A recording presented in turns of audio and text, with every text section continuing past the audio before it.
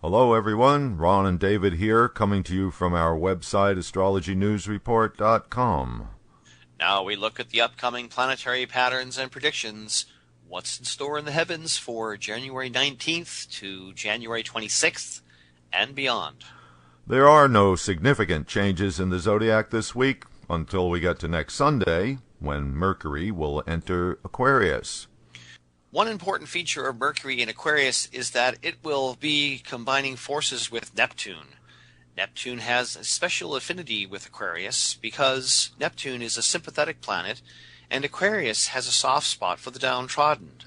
The Mercury-Neptune connection will get a further boost in early February when Mercury stations within 1 degree of Neptune before it goes retrograde on February 6th. A planet is stationary at either end of its retrograde phase. This is considered to give the planet extra strength. Mercury stationary while simultaneously conjunct Neptune sounds like something worth watching for its effects. And even before that date, while Mercury and Neptune are together in the humanitarian sign Aquarius, we can expect expressions of concern for the disadvantaged in society. Or just deluded ideas for how to fix everything. All right. And since Mercury is the media, the fantasy quality of Neptune does not bode well for rational reporting. Cue the mainstream infotainment media machine. All right.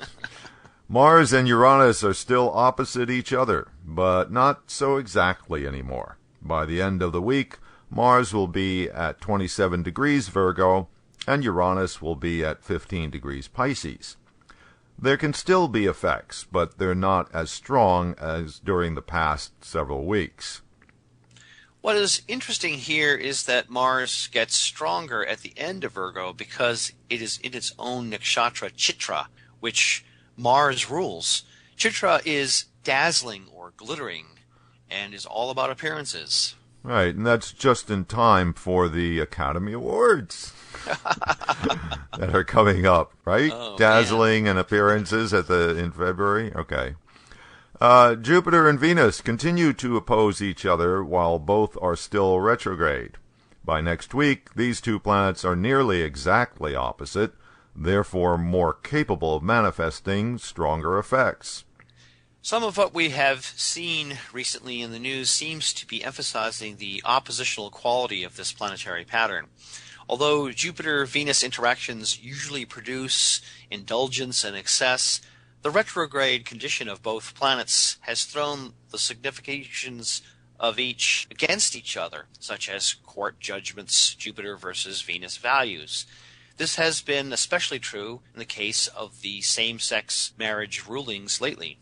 Since Venus is transiting in the sign Sagittarius, it is in the USA chart's first house. Jupiter, correspondingly, is transiting opposite in the sign Gemini, which is the USA chart's 7th house. So we have the planet of wisdom and judgment, Jupiter, in the 7th house of partner countries. So wisdom and judgment coming from USA's partner countries, and simultaneously calling into question the personal values represented by Venus transiting in the USA rising sign. We already got a dose of that from Israel earlier this month regarding our dealing with Iran. Good example, Dave. We'll have to watch for more of that in the coming weeks. Thanks for visiting astrologynewsreport.com. Now on to segment 3 of this week's show.